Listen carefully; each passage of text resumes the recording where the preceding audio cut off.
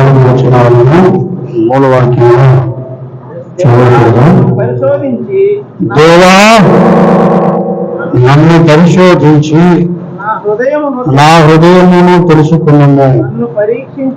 నన్ను పరీక్షించి నా ఆలోచనలను తెలుసుకున్నాము. నీకు ఆయాసకరమైన మార్గము నా యందు ఉన్నదేమో చూడుము. నిత్య మార్గమున నన్ను నడిపించు.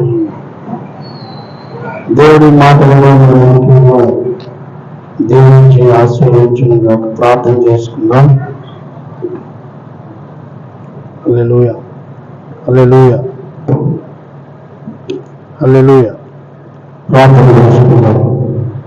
ప్రేమ మహాపరిషుద్ధ పరమ తండ్రి, ఇంతవరకు పాటలు పాడడానికి మీరు ఇచ్చిన గొప్ప ఘనత కృపను బట్టి నీకు స్తోత్రం.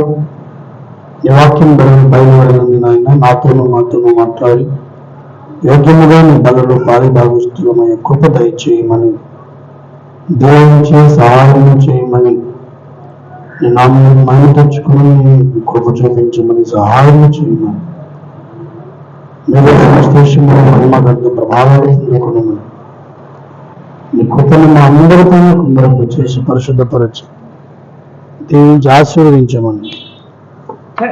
దేవా తండ్రి, మా అందరితో మీరే మాట్లాడు. ఈ కార్యములు జరిగించడానికి కావాల్సిన యోగ్యత ఈ దాసునికి నాకు అనుగ్రహింప చేయమని, నన్ను పరిశుద్ధపరచమని, పవిత్రపరచమని, పూర్ణ హృదయంతో నిన్ను సేవించే భాగ్యం అందరికీ మీరు అనుగ్రహింప చేయండి. యేసు పరిశుద్ధపుని శ్రేష్ఠ నామములో చిన్న ప్రార్థన అడిగి వేడుకుంటున్నాను పరమ తండ్రి.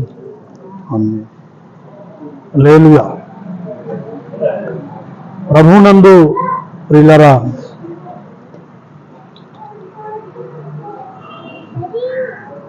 మనిషి అన్నీ చేయగలడు కానీ తనను సరిచేసుకోవడానికి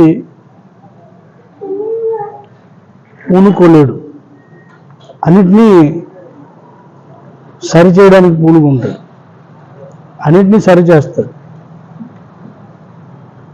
అందరినీ క్రమపరచాలనుకుంటాడు. కానీ తనను తాను క్రమపరుచుకోలేడు. క్రమపరుచుకోవాలనే ఆలోచన కూడా ఉండదు. ఏ వ్యక్తి అయితే తనను క్రమపరుచుకోవాలి, తనను సరిచేసుకోవాలి అని ఆశ కలిగి ఉంటాడో అతడు ధన్యుడు. మ్యాక్సిమం మనల్ని మనం చూసుకోలేము. మనల్ని మనం చూసుకోవడానికి అర్థం ఒకటి ఉన్నది. ఏమండి, ఏ వ్యక్తి కూడా తనను తాను చూసుకోలేడు, తన వెనుక భాగాన్ని కూడా చూసుకోలేడు. సపోర్టివ్గా దేవుడు నువ్వు చూసుకోగలవురా అని చెప్పి ప్రతిబింబము అనే దాన్ని ఏర్పాటు చేశాడు. రిఫ్లెక్షన్. ప్రతిబింబం ఎలా కలుగుతుంది చెప్పండి? రిఫ్లెక్షన్ ఎలా కలుగుతుంది? ప్రతిబింబం ఎలా కలుగుతుంది? కాంతి వలన కలుగుతుంది కదా. లైట్ లేకపోతే రిఫ్లెక్షన్ అనేది ఉండదు, ప్రతిబింబం అనేది ఉండదు. కాంతి మన మీద పడినప్పుడు ఈ కాంతి యొక్క ఏమండి ప్రతిబింబము వేరొక ఆబ్జెక్ట్ మీద పడాలి, అప్పుడు మనం దాన్ని చూడగలుగుతాం.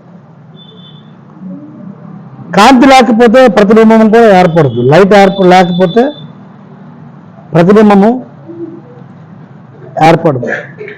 లైట్ అనేది తప్పకుండా ఉండాలి. అద్దము రానంత వరకు మనిషి ఎలా చక్కదిద్దబడ్డాడు ఏమండి? అద్దము రానంత వరకు. ఇప్పుడు మీరు ఒక పెళ్లికి వెళ్ళారు, సాయంత్రం అయింది, ముస్తాబు అవ్వాలి, అద్దం లేదు.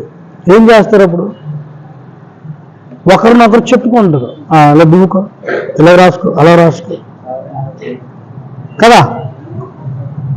ఇప్పుడు మన ఊరిలో పెళ్లికి వెళ్ళారు, సాయంత్రం అయ్యాక అందరూ ఎలా రెడీ అయ్యారు అనుకోండి, ఎవరో ఒకరు అద్దం తెచ్చారంట. అద్దము దువ్విన అన్ని సరంజామాన్ని కూడా తీసుకుని వచ్చారు. మేకప్ ఎంత మేకప్ తెచ్చుకున్న అద్దం లేకపోతే అవ్వదు. ఒకళ్ళ అద్దం కోసం ఆ కిటికీల దగ్గరికి కానీ ఆ గ్లాస్ డోర్ల దగ్గరికి కానీ వెళ్ళైనా ఇలాగలుగా చేసుకుంటాం. అద్దం లేనప్పుడు ఒకరినొకరు సరి చేసుకుంటున్నాం. అద్దం ఉన్నప్పుడు అద్దం దగ్గరికి వెళ్ళి ఒంటరికి వెళ్ళి సరి చేసుకుంటున్నాం. ఇంకొక మనిషి అద్దము లేని పరిస్థితిలో ఎలా సరి చేసుకుంటాడు? ఇంకొక మనిషి కూడా లేడు, అద్దము లేదు, ఎలా సరి చేసుకుంటారు? ఊహించుకోవాలి, తన మైండ్లో ఊహించుకోవాలి. నేను ఇలా ఉంటాను, నా క్రాస్ ఇలా ఉంటుంది, ఇలా తీసుకోవాలి. ఏమంటే ఈ పౌడర్ ఉంటుంది, నేను ఇలా ఇలా అంటాను అంటే ఇమాజినేషన్ నువ్వు చేసుకోగలుగుతావు. వీళ్ళరా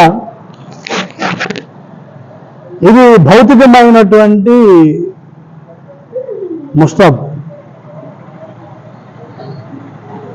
ఇప్పుడు మనం క్రమపరచబడాలి అంటే మనకు ఒక అర్థం ఉంది కదా, వాక్యం మనకందరికీ తెలుసు. నేను అర్థం అనేసరికి పాస్టర్ గారు వాక్యం దగ్గరికి వస్తారు అని మీకు ఒక ఆలోచన కూడా వచ్చేసింది. ఏమండి, దేవుడి వాక్యము అర్థములాగా మనల్ని దిద్దుతుంది. వీళ్ళరా వాక్యము లేని పరిస్థితుల్లో, బైబిల్ లేని పరిస్థితుల్లో ప్రవక్తలు ఉన్నారు కదా, వాళ్ళు చెప్పేవాళ్ళు కదా, ఒక మనిషికి ఇంకో మనిషి చెప్పేవాళ్ళు. వారు కూడా లేని పరిస్థితుల్లో, కేవలం ఆదాము మాత్రమే ఉన్న పరిస్థితుల్లో దేవుని వెలుగు ప్రతిబింబం, దేవుని వెలుగే ఆదాము మీద పడింది. క్రమపరుచుకోవడానికి అవకాశం లేకుండా నీటిగానే ఉన్నాడు ఆదాము. దేవునికి స్తోత్రం కలుగునుగాక. ఎవరు సరిదిద్దుకుంటాడు? సరిగ్గా లేనోడు సరిదిద్దుకుంటాడు. Already is perfect. క్రఫ్ ఎలాగుందో బాగానే ఉంది, బట్టలు అన్ని నీట్గా ఉన్నాడు. No need to decorum. Decorum చేసుకోవడానికి అవసరం లేనంత అందగాడు ఆదాం కదా. అసలు మానవ జాతి ప్రారంభములో దేవుని ఉద్దేశములో చాలా ఉన్నతమైనటువంటి జాతి. ఆయన విశ్వ ప్రణాళికలో, దేవుని యొక్క ప్రణాళికలో మానవ జాతి చాలా ఉత్కృష్టమైన జాతి, లోపము లేని జాతి, దేవుని ప్రతిబింబాలుగా ఏమండి ఉండే జాతి. కింద తెప్పిస్తే ఉండే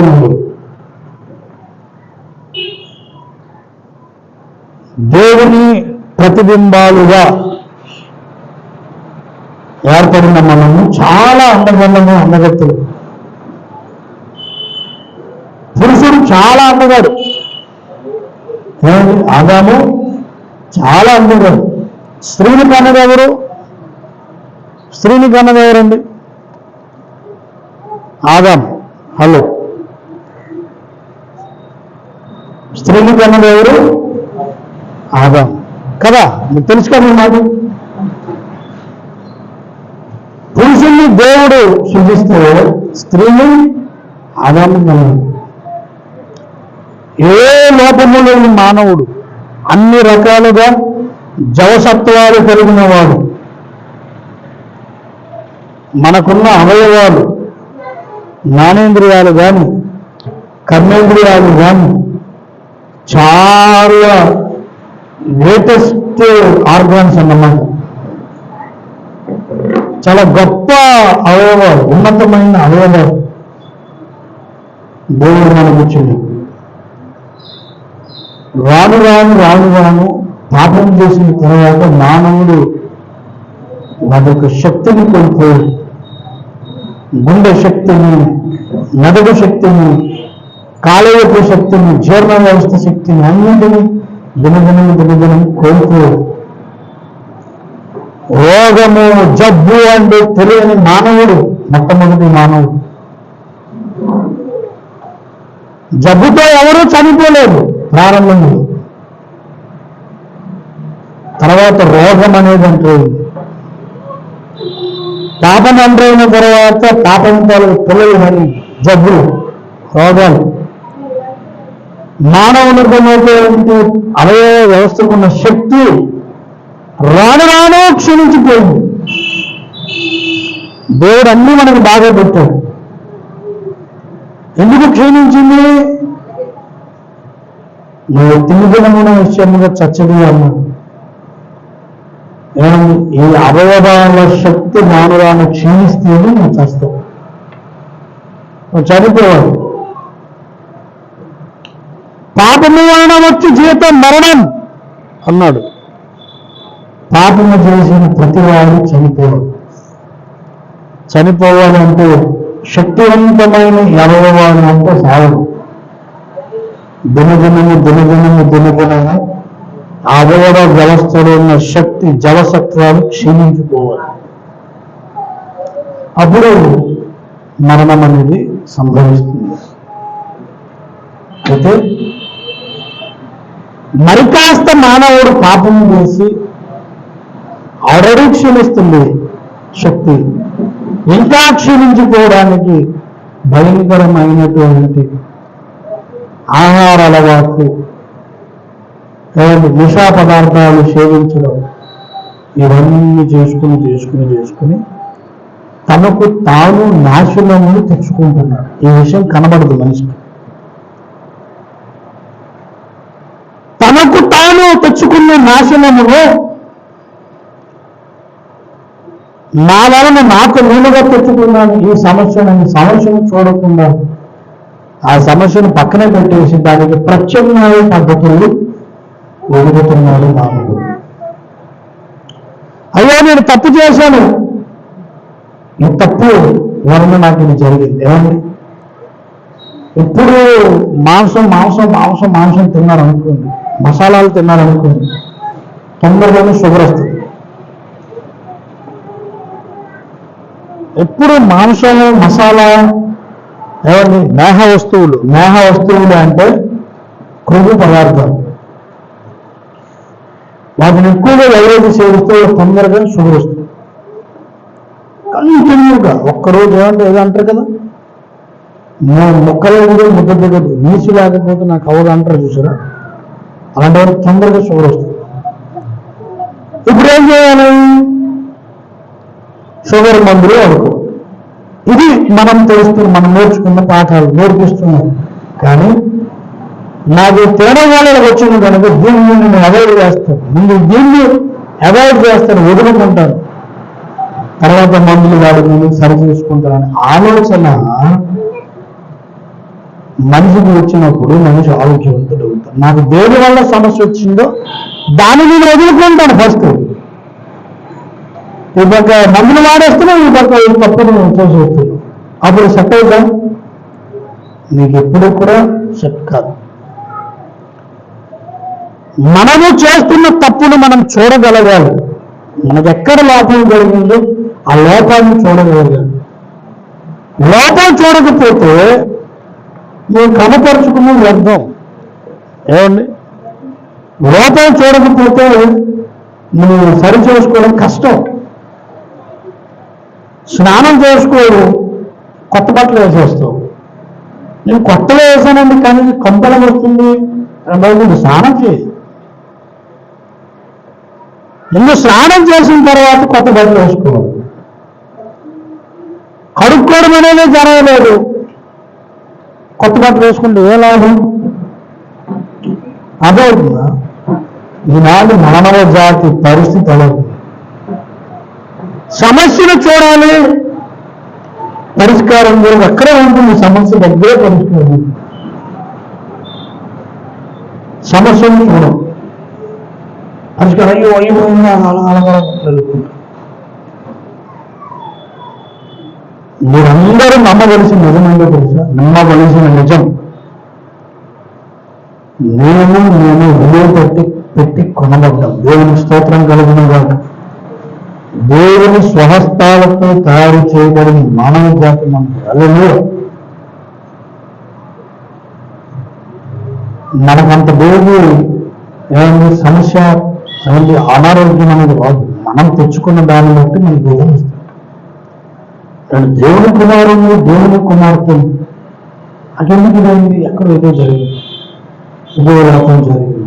అది మానసికంగా కానీ శారీరకంగా కానీ ఆత్మీయంగా కానీ వ్యాపం జరిగిందని చూడగలగాలి. శారీరకమైన తప్పులను చూడగలవు కానీ అంతరంగంగా ఆత్మీయంగా మానసికంగా జరిగిన తప్పులను మనం చూడలేము. దానికి మనకు సహాయం కావాలి. హల్లెలూయా. ఎవరి సహాయం? దేవుని సహాయం. అందుకే అంటున్నాడు ఏమన్నా, నన్ను పరిశోధించి నా హృదయమును తెలుసుకున్నాము, నన్ను పరీక్షించి నా ఆలోచనలు తెలుసుకున్నాము, నీ ఆయాసకరమైన మార్గము నా ఎందుదేమో చూడము.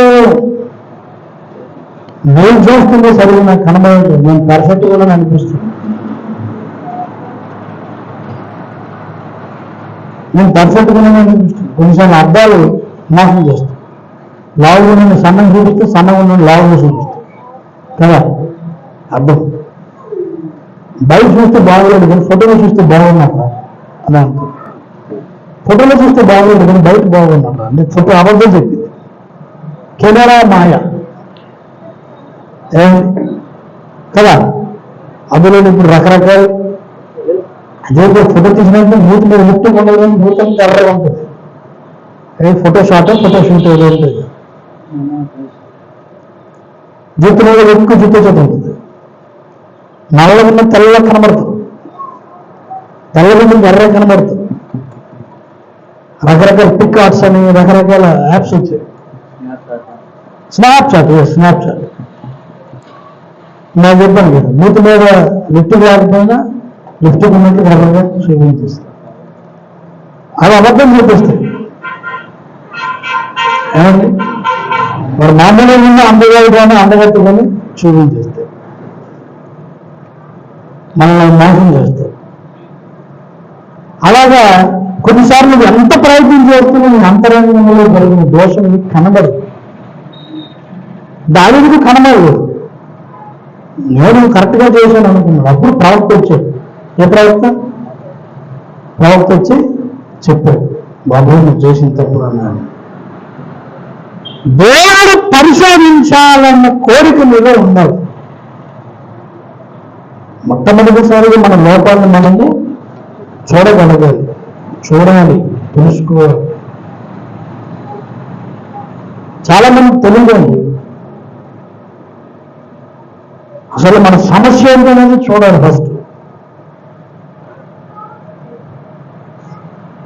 ఈ రోజుల్లో చాలా మంది అసలు వాక్యము కూడా ధ్యానించాలని ఆలోచన కూడా కొంతమంది లేదు. సమస్య ఎక్కడ ఉందో చూడట్లేదు. 127వ కీర్తనలో ఒక మాట ఉంది, దయచేసి చూడండి.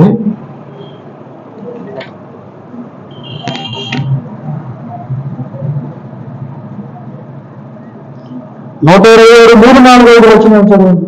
కుమారులు యెహోవా అనుగ్రహించు స్వాస్థ్యము, గర్భఫలము ఆయన ఇచ్చు బహుమానమే. యవన కాలం అందు పుట్టిన కుమారులు బలవంతుని చేతిలోని బాణముల వంటి వారు, వారితో తన అంబుల పొదిని నింపుకున్న వాడు ధన్యుడు. అట్టివారు సిగ్గుపడక తమ విరోధులతో వాయించుడు. దీన్ని పైన చదివితే దేవుడు చాలా అన్యాయస్తుడిగా కనబడతాడు. కుమారులు యెహోవా అనుగ్రహించు స్వాస్థ్యము అంటే అర్థం ఏంటంటే, కుమారులు యెహోవా అనుగ్రహించు స్వాస్థ్యము, గర్భఫలము ఆయన ఇచ్చు బహుమానమే అని అన్నాడు కదా. 3వ వచనం చెప్తున్నాను. అంటే దీని బట్టి అర్థం ఏంటి? కుమారులు యెహోవా అనుగ్రహించి స్వాస్థ్యము అంటే అర్థం ఏంటి చెప్పండి. చాలా మంది ఈ మాటను వక్రీకరిస్తూ హృదయం లోపల లోపల పొందుకుంటూ దేవుణ్ణి ప్రేమిస్తూనే దేవుడు అన్యాయస్తుడు అని లోకి చూపిస్తున్నాడు. దేవుడు అంటే ఇష్టమే, కానీ మీరు లోపల ఈ వచనములకున్న అర్థం తెలియక లోపల ఉప్పొంగే స్థితిని బట్టి దేవుడు అంటే ఇష్టమే ప్రేమిస్తున్న దేవుడు అన్యాయస్తుడు అని ఇంకొక స్వరం తెలియజేస్తుంది. చెప్పండి, గర్భఫలము నిర్వహించు బహుమానమే బహుమానము అనలేదు. ఉకారం పట్టచ్చు కదా, ఎకారం పెట్టి దేవుడు ఎందుకు పెట్టాడు? బహుమానమే, కానీ అనే స్వయం వస్తుందా లేదా? బహుమానము అంటే ఇప్పుడు సౌండ్ మనం శోధించాల్సిన పని లేదు. బహుమానము, ఓహో దేవుడిచ్చాడు బహుమానం అని అనుకోడానికి, బహుమానమే అని అంటూ యవన కాలమందు పుట్టిన కుమారుడు అన్నారు. మళ్ళీ దీని అర్థం ఏంటి? వయసులో ఉన్నప్పుడు పిల్లలు పుడితే ఏమంటే వాళ్ళు బలవంతం చేయడం దానములు వారు, అంతేనా? ఇదేనా దాని ముందు? శుద్ధ తప్పు తప్పు తప్పు తప్పున్నారు తప్పు. యవ్వనస్తులకు పుట్టిన కుమారుడు బలవంతుల చేతులు బాణములు అంటే ఇప్పుడు మనం అనుకున్నదంతా నిజమవుతుంది. మనం చేసిన వ్యాఖ్యానం అబ్బా పిల్లలంటే పిల్లలు పుడితే అంత స్ట్రాంగ్ అని అనుకోవడానికి. మనం ఎవరికంటే మానవ జాతి అంత స్ట్రాంగ్ కాదని అర్థం. ఎందుకు? మనం అబ్రహాము సంతానం కదా. అబ్రహాము యవ్వనంలో పుట్టలేదు, చెప్పలేదు. అబ్రహాము యవ్వనంలో పుట్టారా వేసాడు. మరి మనం అంత అబ్రహాము సంతానమే కదా. మరి మనమేమో ఎప్పుడు ముసలికాలంలో పుట్టిన మన వ్యాఖ్యానం బట్టి చాలా మంది ఇదే తప్పు చేస్తున్నారు, తప్పుడు ఆలోచన పెడుతున్నారు, దేవుని అన్వేషణ చేస్తున్నారు, నా దేవుని అన్వేషణగా నడుస్తున్నారు. చాలా బాధ అనిపిస్తుంది. సత్యంలో ఉన్న క్రైస్తవులు అంతే, సత్యం లేకపోయిన క్రైస్తవులు అంతే.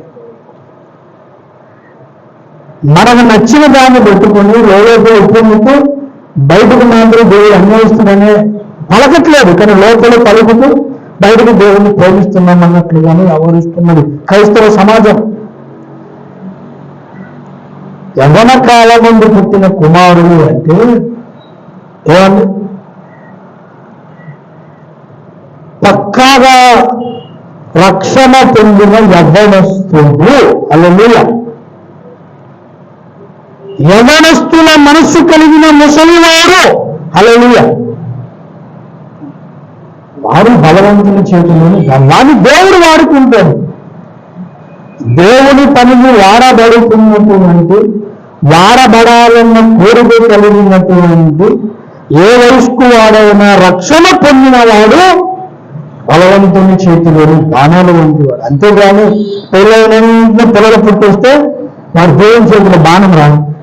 లేటుదైతే అసలు దేవుడు వాడిని వాడుకోడు అనుకోవడం శుద్ధ తప్పు తప్పు తప్పు. ఈనాడు క్రైస్తవ సమాజానికి అంత్యకాల కాలంత అర్థం రెండు తెలుసు. వాళ్ళ అమ్మకి చివరి సంతానం. హల్లెలూయా. ఎన్నో ఏండ్ల తర్వాత పుట్టాడు కుమారుడు. మరి దాని బలం ఉందా? 60 సంవత్సరాలు దాటిన తర్వాత కూడా రాత్రి దేవుని సన్నిధిలో వాక్య పరిచయం చేస్తున్న అద్భుత దైవజనుడు. హల్లెలూయా. మరి వీడి వ్యాఖ్యానం ఏంటి? ఏమండి? గర్భఫలము ఇవ్వచ్చు బహుమానం. అంటే ఎవరికైతే గర్భఫలం లేదో వాళ్ళకి దేవుడు బహుమానం ఇవ్వనట్లా, మన దేవుడు ధృవీకరించినట్లా? చాలా తప్పు వ్యాఖ్యానం. అన్నాడు బహుమానమే అంటే బహుమానమే కాదు, బహుమానం కాదు. మనకు దేవుడు ఇచ్చిన బహుమానం. అలాగని ఇవ్వలేదనంటే బహుమానం ఇవ్వనట్లు కాదు. కుమారులు ఏవో స్వాస్థ్యమే. అంటే కుమారులు కలిగిన వారు దేవుని పిల్లలకు లోపల ఏవో కొడుకు కావాలి, కొడుకు ఉండాలి అని కూతురు అయితే వద్దని అంటూ దేవుని ప్రేమిస్తూ దేవుడు ఇచ్చినటువంటి న్యాయాన్ని ధృవీకరిస్తున్నటువంటి సమాజం ఈరోజు క్రైస్తవ సమాజంలో నా పాయింట్ అర్థమైందా? దేవుడు అంటే ప్రేమే. బయటికి నేరా దేవుడు హల్లెలూయా అంటారు, దేవుడితో ఏదైనా చేస్తాం అని ఇస్తున్నాం. కానీ లోపల దేవుడు అన్యాయస్తులని నీటిని తెలుస్తుంది. అబ్బా నా కొడుకు పుట్టాలా, ఆయన కూతురు పుట్టాలా, అబ్బా నా కొడుకు కొంచెం దాని అర్థం ఏంటి అనుకున్నారు? స్వాస్థ్యం అంటే అర్థమైన ఇచ్చాడా? మీరు మరి కాస్త ఎక్కువ భారం కలిగింది. కూతురు ఉన్నవాడి కంటే కొడుకు ఉన్నవాడికి దేవుడి మీద ఎక్కువ బాధ్యత ఉండాలి, దేవుడి పని మీద ఎక్కువ బాధ్యత ఉండాలి. తెలుసా? కూతుర్లు ఉన్నవారు ధన్యులు, వాళ్ళకి దేవుడి పని మీద కొంచెం బాధ్యత తగ్గింది. కానీ కుమారులు ఎవరికైతే ఉన్నారో వారు మరి కాస్త దేవుని సరిగ్గా ఒళ్ళు దగ్గర పెట్టుకొని మరి ఎదగాలి. ఎందుకో తెలుసా? కుమారుడు ఇచ్చిన క్రైస్తవుడికి ఇచ్చినటువంటి కుమారుడు యెహోవా స్వాస్థ్యం. వారిని దేవుడి కొరకు నువ్వు పెంచాలి. నువ్వు సరిగ్గా లేకపోతే నీ బిడ్డకి ఎలా దేవుని కొరకు బతుకుతాడు? అదేవిధంగా నీవే సరిగ్గా నీతిగా బతకవే, దేవుని వాక్యం నెరవేర్చాలని కోరుకో. అప్పుడు ఎంత శాతం తెలుసా? ఇవన్నీ తెలియకుండా కొడుకు పుట్టాడు, మంచిది. దేవుడికి పుట్టాడు అనుకోవాలి, పుట్టినవాడు యెహోవా స్వాస్థ్యం అనుకోవాలి. హల్లెలూయా. పుట్టినవాడు అంతేగాని ఏమండి ప్లస్లు మైనస్లు, మగూరు అలాగే మొగలు పువ్వు, సంపంగి పువ్వు అనుకోవడం కాదు. ఒకదాన్ని వాడుకుంటూ నువ్వు అందరూ వెళ్ళిపోవాలి. ఏమండి రక్షణ పొంది దేవుని కొరకు నిలబడిన క్రైస్తవులు అయితే నీ ఆలోచన విధానం ఇలా ఉండాలి. యెహోవా స్వాస్థ్యము, ఇప్పుడు యెహోవా స్వాస్థ్యము నన్ను చూసి నేర్చుకుంటాడు. నేను యెహోవా స్వాస్థ్యము, నేను కుమారుడు కదా, యెహోవా స్వాస్థ్యము. నేను సరిగా ఉంటుంది, నన్ను చూసి మీరు పెరుగుతాడు. నేను న్యాయంగా మాట్లాడితే వీడు నాలుగు చూసి మాట్లాడుతాడు. మనం అన్యాయం మాట్లాడితే మన పిల్లలు అన్యాయంగా ప్రవర్తిస్తాం. నువ్వేది చేస్తే అలాగే పెరుగుతారు. అప్పుడు దేవుని వాక్యాన్ని ఏ విధంగా నీ సంతానాన్ని తయారు చేస్తున్నవాడు స్వాస్థ్యం. ఇది చెప్పరు. ఇది కాకుండా ఎలా చెప్తున్నారు? కుమారుడు దేవుడు మంచిదండి, దేవుడు గర్భాలను ఇచ్చాడు, కుమారుడు ఇచ్చాడు, అమ్మా దేవానికి స్తోత్రం. ఎంత నీచమైన ప్రార్థన గురించి. నీ నోటితో నీవే దేవుని అన్యాయస్తుడిగా చిత్రీకరిస్తున్నావు. నీకు తెలియట్లేదు ఏం జరుగుతుంది. యవనస్తులు యవన కాలం నుండి పుట్టిన కుమారుడు బలవంతి చేతులు బాణాలు అంటే పెళ్ళైనంటే పుట్టినవాళ్ళు బలవంతి చేతి బాణాలు. ఎంతమంది వాళ్ళ బాణాలు ఉన్నారండి? సైకిల్ మీద బాణాలుగా తయారైపోతారు వాళ్ళందరూ. ఆలస్యంగా పుట్టిన సంతానము చాలా ప్రభావితం చేసింది దేశం. చరిత్ర చూడండి కాకపోతే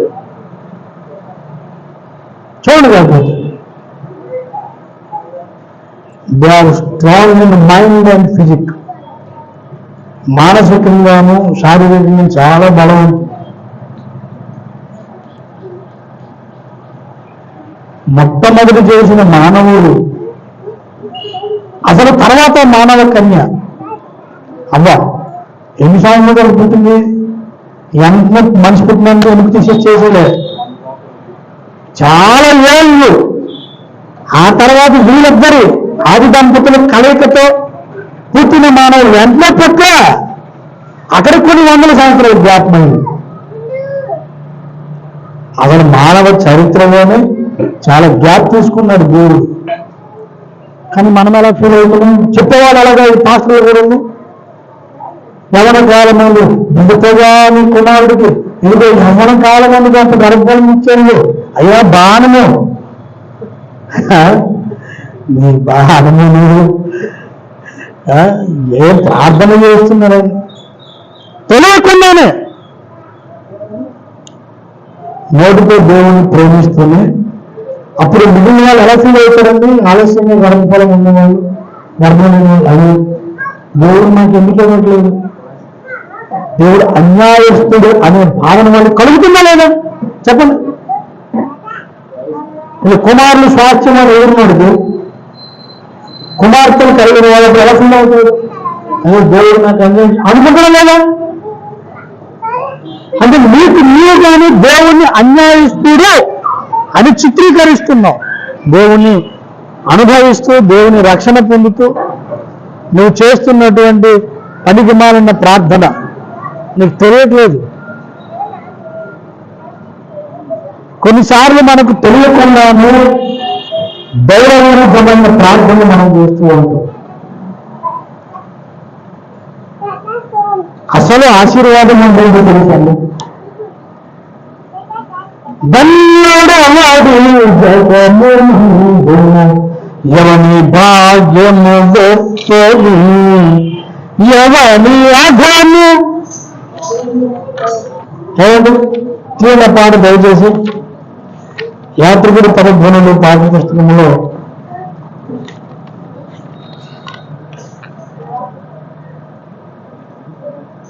36వ పాట.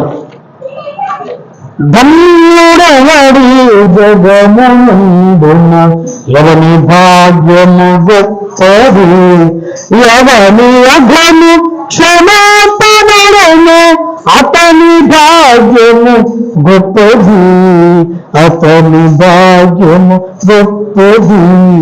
ధన్యుడవడి జగమునందున ఎవని భాగ్యము గొప్పది. ఈ జగత్తులో ఎవరు ఆశీర్వదించబడినవాడు, ఎవరి భాగ్యం గొప్పది? తన దోషములకు పరిహారము నొందిన వాడు ధన్యుడు. హల్లెలూయా. ఏమండి? పిల్లలు పుట్టిన వాడు ధన్యుడు, కుమారులు కలిగిన వాడు ధన్యుడు అని ఏం లేదు బైబిల్లో. నీచంగా ఆలోచిస్తుంది సమాజం. క్రైస్తవులు కూడా పక్కన అలాగే మోటివేట్ చేస్తుంది. ధన్యుడు ధన్యురాలు ఎవరంటే యేసు రక్తాన్ని ఆశ్రయించి తన జన్మ కర్మ పాపాన్ని కడుక్కునేవాడు ధన్యుడు. పుణ్యశ్రీ అదా ఇంకొక కొత్త పేరు. అంటే భర్త ఉండే ఇంత బొట్టు నన్ను తన పుణ్యశ్రీ అంటే భర్త పుణ్యశ్రీని పాపశ్రీ అంతే కదా. నాకు ఇలాంటి మాటలు ఉందండి చాలా ఇప్పుడే కొంచెం ప్రార్థన చేసుకున్నాను. చనిపోయిన భర్త చనిపోయా బాగోయిందని మొక్కరు ఇంటికి వెళ్ళరు, ఇంటికి రప్పించరు. ఇంత నీచమైన సంస్కృతి. ఆయన అసలే బాధలో ఉంటే వీరిని భయంకరమైనటువంటి పరిస్థితి. అక్కడికి వెళ్ళకపోవడం, వాళ్ళ ఇంటికి వెళ్ళకపోవడం అంత నీచమైనది. మరి వీళ్ళు మరి దేవుడు అన్యాస్తుడు చెప్పుకున్నట్టు కదా, ఆమె భర్తను దేవుడు తీసుకెళ్ళాడు అంటే ఆమెను పాపశ్రీ. మరి ఈ కైసర పాలనలో ఉన్నటువంటి పరిస్థితులకు ముందు వేస్తారా? అందరూ ఆలోచనలు మిమ్మల్ని నేను అందుకు ఎప్పుడు మీరు చూడండి, నా ఇంటికి అందరినీ కూడా నేను ఎప్పుడు వద్దని అనను.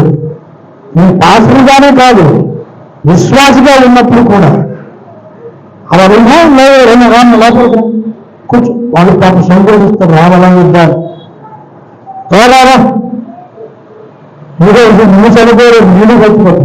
అందరూ ఉండిపోయినట్టు నీళ్ళు బయట పెట్టి నీళ్ళు లోపల ఏలాంటి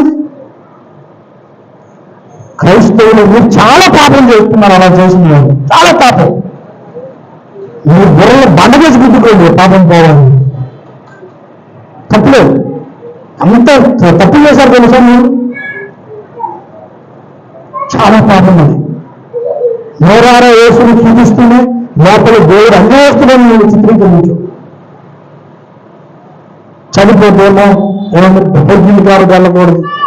ఇవన్నీ నీచ సంస్కృతి. దానికి ఒక సైంటిఫిక్ రీజన్ ఉంది. ఎవరు తెలుసా? ఒకవేళ ఆమె బాధతో ఎక్కువ నిలిచితే ఆమె ఆ స్త్రీని తీసుకెళ్తే బిడ్డకు ఒత్తిడి కలుగుతుంది అని వద్దన్నాం. ఎవరో చనిపోయినా సరే ఎందుకున్నా దోషం, ఏ దోషం? నీ పాపల పెద్ద దోషం. పిల్లలు పుట్టిన వాళ్ళకేమో ఒక రకమైన గౌరవం, పిల్లలు లేని వారికేమో ఒక రకమైన గౌరవం. నీచము దేవుడు చూస్తున్నాడు. నీకు ఎంత గట్టి కొడతాడు, అంత గట్టి కొడతాడు. వద్దు, ఆరు మనసు పొందండి. రక్షణ పొందినవాడు నా వలే యేసు రక్తమును ఆశ్రయించి జన్మ కర్మ పాపాలను కలుపుకున్న వారు అన్నప్పుడు వారిని అందరూ అన్ని విషయాల్లో ఒకే రకమైన అనుభవం చేయవచ్చు. హల్లెలూయా.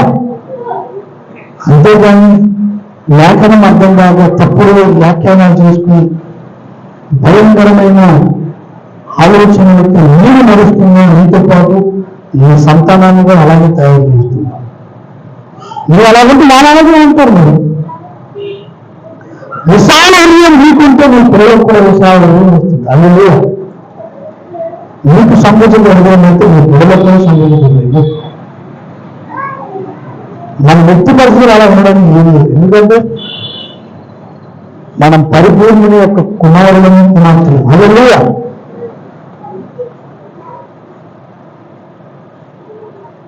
ఏ జాతి భేదము, ఏ మత భేదము ఉండకూడదని అంటే ఈ లోపల దేవుడు భేదాలు పెట్టుకుంది. ఇవన్నీ కనబడవు. అదేపోతున్నాను ఏటైపోయిందండి. ఏమండి, ప్రార్థన కోరికలు కొంతమందికి రానివ్వకపోయి ఎంత భయంకరమైన దోషం తెలిసేది. ఆ శాపాలు మీ పిల్లల మీదకి వచ్చి వారి మీద ఏలుబడి చేస్తాయి. నీ దేవుడి సన్నిధికి నువ్వు రాకుండా ప్రమాదంతో నీ ఇంట్లో చావుంది కదా, నీ బయట దేవుడు ఆమె ఎంత బాధను చేస్తుంది, అంతకు రెండంతల బాధను వేరే రకంగా అందించేస్తాడు. అది ఇంకా అలాగే కాల్పోయింది కదా బాధ. ఎవరిని ఎప్పటికీ సమస్య పరిష్కారం కాదు. మనం చేస్తున్న తప్పులు మనకు కనబడట్లేదు. అది మనం ఏడుబడి చేస్తాయి. సమస్యలు తరతరాలు ఉండిపోయేటట్లుగా దేవుడు ప్రేమిస్తాడు. కొన్ని యాంగ్ల తరబడి, కొన్ని నెలల తరబడి ఆ సమస్యలు మనం దేవుడు చేస్తాడు. ఈ మారు మనసు పొందేవో సమస్య పెద్ద ప్రమాదం పొందాలి. అదే దేవుడు ఇష్టదేవుడు ఎందుకు తీర్పు దేవుడు ఇంటి ప్రారంభమవుతున్న కాలం. హల్లెలూయా. దేవుడు తీర్పు ముందు మన దగ్గరే. నేను అందుకని ఎదుటోళ్ళ మీద నేరవేసించాను, నన్ను నాన్న మీద నేరవేసం చేసుకుంటాను. ఎక్కడ దోషం వచ్చింది, నా వలన ఎక్కడ దోషం వచ్చింది, నేను సపోర్ట్ చేసుకుంటాను. కాబట్టి దేవుడిని అడగాలి, నన్ను పరిశీలించు నాయన, నన్ను పరిశీలించు. నేను చూస్తుంటే నాకు కనబడట్లేదు. నా క్రమం నన్ను మోసం చేస్తున్నా, నా పరిస్థితులను మోసం చేస్తున్నా. నేను ఎటువంటి వాళ్ళు నాకు కనబడట్లేదు. సేవలు అని దేవుని అడిగితే దేవుడు చూపించినప్పుడు నేను దోషములను కోరుకోకూడదు. హల్లెలూయా. హల్లెలూయా. అప్పుడు నేను ధన్యుడు. పిల్లలు ఇచ్చినందుకో, పిల్లైనందుకో, కుమారులు ఇచ్చినందుకో నేను ధన్యుడు కాదు. అసలు లెక్కలు కాదు. అది జస్ట్ బస్ ఆశీర్వాదాలు.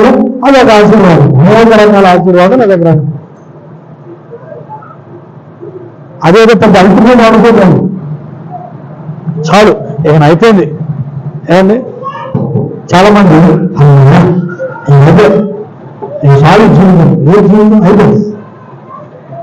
ఆ పుట్టినరోజు పరమ కిరాతకుడిగా తయారయ్యి ఏమండి సమాజానికి కంటకం కలిగించేవాడుగా ఇంతప్పుడు ఎందుకురా నాయన కన్నా అనిపిస్తుంది. చాలా మంది తల్లిదండ్రులు ఇప్పుడు అడగండి. అందుకే సమాజంలో ఒక పదం కూడా వచ్చింది, కూతురు కంటే కొడుకు నమ్మిన నాయన, కొడుకును పెంచుకున్న దానికంటే కొడుకుని పెంచుకుంటూ బయట. కొంచెం పిల్లలు పెంచుకోవాలి అనుకుంటారు ఒక్కొక్కసారి. ఎందుకు దేవుడు ఇస్తాడని నమ్మకం క్షీణించిపోయిస్తారు. ఆ పరిస్థితి ఏదో చేయకండి. దేవుడు నీకు ఇస్తారని ఏ నమ్మకం అవుతుందో ఆ నమ్మకంతో సమస్య కూడా నేను పరిపూరించుకుంది. సమస్య చూడడం ఇది వేరే వేరే రూట్లు వెళ్ళాలని ప్రయత్నించాను. నేను దేవుడిని అడిగాను, నాకు బిడ్డలు కావాలని అడగట్లేదు. ఇదే మా ప్రాంతం దేవుడిని చూశాను. నా దగ్గరికి బిడ్డలు లేని వారు వస్తే నేనేమని ప్రార్థన చేయాలి? దేవుడు ఇస్తాడని నేను ఎలా నమ్మాలి? నాకిస్తే నేను ఇస్తాడని చెప్పగలను. నీ చిత్తమైతే ఈ ప్రార్థన నేను చేయాలనుకుంటే నాకు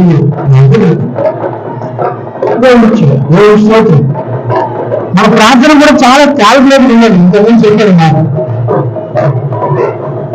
చాలా క్యాలిక్యులేటెడ్ ఉన్నది. ఇస్తాడు దేవుడు, సమస్య ఉంటే పరిస్థితి చెప్పాను కదా. మానవుడిని నిర్మించినప్పుడు ఏ లేకుండా లేదు వాడు మానవుడు. అదే జీన్స్ మళ్ళా ఉన్న ఎక్కడ పెట్టాడు. ఆదాములో ఏ కణజాల వ్యవస్థ ఉన్నదో, ఏ జవశక్తి ఉన్నదో ఇప్పటి మానవుడికి కూడా అదే జవశక్తి ఉంది. కాకపోతే మనం కొన్ని తెచ్చిపెట్టుకుని నాశనం చేస్తున్నాం. ఆ శక్తిని, పునరుత్పత్తి శక్తిని నాశనం చేస్తున్నామండి. అందుకే చాలా మంది తెలియదు. ఇదేమి శాపం కాదు. ఫలించి అభివృద్ధి పొందిన చెప్పిన దేవుడు మనకు తెలియదు కూడా ఇస్తాడు. కాబట్టి ఎక్కడో లోపం జరిగింది. దాన్ని మనం పరీక్షించుకొని తీసుకోవడానికి ప్రయత్నించేయాలి. అంతేగాని ఆ దేవుడు అంటే మరి దేవుడు కూడా మనం జడ్జిమెంట్ ఇచ్చినట్లుగా తప్పు. దేవుడు ఇస్తాడు. దేవుడు ఇవ్వడము దేవుడి ఉద్దేశం. ఇచ్చిన వారిని భవిష్యత్తులో దేవుడు చూస్తుంది. అందుకని ఆలోచించి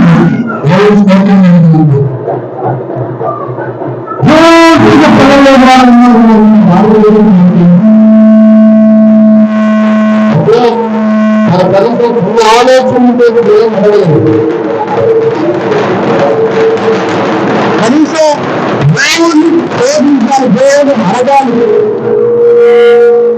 దేవుని అడగాలి. ఈ రకంగా అడగాలి. ఎక్కడ లోపం ఉందో తెలుసుకోవాలని ఆలోచన కూడా లేకపోయింది. లేదా ఒక దేవుడితో నేను నాకు దేవుడు అని అభిప్రాయం ఇచ్చింది. అలాంటి వాడు కానీ మనకేమో దేవుడు ఇవ్వడానికి సిద్ధంగా ఉన్నాడు. అయితే ఇక్కడ ఏటి అది శారీరకంగా కానీ ఆత్మీయంగా కానీ మానసికంగా ఎక్కడొచ్చిందో దాన్ని చూసుకుంది. దాన్ని తీసివేయండి. మీకు అది చేయడం మీకు కష్టమైంది. దేవుడిని అడగండి. నేను ఆ లోపాన్ని చూడలేదు. మీకు ఇవ్వబోతున్న ఆశీర్వాదమును పొందలేని లోపం ఏదో ఉంది నాకు. అదేదైనా కావచ్చు, ఆశీర్వాదం ఏదైనా కావచ్చు. ఈ ఫలాన్ని కూడా ఎదురుకుంటున్నాను. అది పొందకుండా ఏదో లోపం ఉంది లేదా ఆ లోపాన్ని నాకు చూపించి దాన్ని తీసేసుకోండి. నేను నాకు ఆశీర్వాదం ఏమండి మనం ఫలించి అభివృద్ధి చెందడం దేవుడు చెప్తాం. దేవుని శ్లోకం భూమిని నింపడమే కాదు, ఫలించి అభివృద్ధి చెందడం దేవుడు చెప్తాం. అదే దేవుడు ఆదానికి వచ్చిన ఆశీర్వాదం మాట ఫలించి అభివృద్ధి పొంది భూమిని నింపు. మరి అభివృద్ధి లేకుండా ఏంటంటే దేవుడు అభివృద్ధి ఇస్తానన్నాడు, ఇస్తున్నాడు. కానీ ఆ అభివృద్ధిని పొందలేకుండా ఏదో ఒక ఆత్మీయంగా ఉండేది. అది ఆత్మీయంగా కానీ శారీరకంగా కానీ మానసికంగా ఆ లోపాన్ని తీసివేసుకోవాలి. అప్పుడు అడగండి, ఇంకో ప్రభుత్వం ఈ లోపం తీసివేస్తున్నాం నాకు ఇస్తాడు అదేనా. అదేనా కానీ ఉద్యోగంలో బిడ్డలు ఎందుకంటే మనం పరిపూర్ణంగా కావాలనేది దేవుని చిత్తం. దేవుని శ్లోకం లోపలతో వెళ్ళిపోవడం దేవుని చిత్తం కాదు. మీకు చక్కని ఇల్లు ఉండాలి, చక్కని వాహనాలు ఉండాలి, చక్కని కుటుంబం ఉండాలి. చక్కనైన బిడ్డలు ఉండాలి, అన్ని కలిగి దేవునితో కలిసి నడవాలి. దేవుని స్తోత్రం కలుగుతుంది. ఇది దేవుని చిత్తం అండి. కానీ మనం భేదవాళ్ళు ఉండిపోవాలి, అప్పులతో ఉండిపోవాలి. ఇది దేవుని చిత్తం కాదు, సైతాన్ గారి స్వరం. దేవుని పిల్లలు ఎవరు కూడాను అప్పులు పాలైపోయినట్టు దేవుని పిల్లలందరూ అప్పు తీర్చకుండా ఉండిపోవాలని మాట్లాడడానికి దేవుడు ఆశీర్వదిస్తాడు. దేవుని స్తోత్రం ఆశీర్వాదం పొందకుండా ఏదైతే చిన్న అది తొలగించుకోవాలి. మనం చూడండి, అందుకే అంటున్నాడు. ఏమంటున్నాడు? 39 చెప్తున్నాడు, నన్ను పరీక్షించి నా ఆలోచన తెలుసుకున్నాను, నన్ను పరిశోధించి నా హృదయంలో తెలుసుకున్నాను. ప్లీజ్ నా హృదయం, నా ఆలోచన ఏది మాత్రమే తెలుసు. నన్ను సహాయం నాలో అన్నిటిలో చూడగలుగుతున్నాను. అదే చెప్పాను స్టార్టింగ్. దోషాన్ని చూడాలి, మనం చేస్తున్న తప్పులు చూడట్లేదు, చూసి సరి చేసుకోవట్లేదు. సరికదా దానికి ప్రత్యామ్నాయాలు ఎదుగుతున్నాయి. ప్రత్యామ్నాయాలు ఎదుగుతున్నాయి. ఇది లేఖనానుసారం కాదని దేవుడు చెప్తుంది. ఇది మనం ఆత్మని దేవుడు చెప్తుంది. ప్రత్యామ్నాయాలు మనం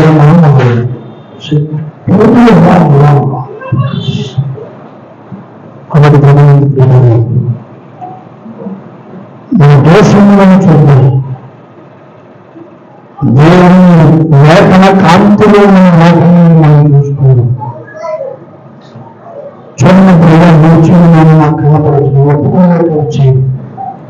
నువ్వు చూసి నాకు చూపించి నేను ఒప్పుకుంటుంది, నాడు మనసు పొందుతుంది అని ఉన్నప్పుడు అదంతటి ఆశీర్వాదమే నీ వశంలో దేవుడి స్తోత్రం కలిగింది. మనం ఓడుకున్నాం, మన కోసం ఒప్పుకున్నాం, ఆశీర్వాదాలు పొందుకున్నాం. దేవుడి వాక్యం గురించి ఆశీర్వదించడం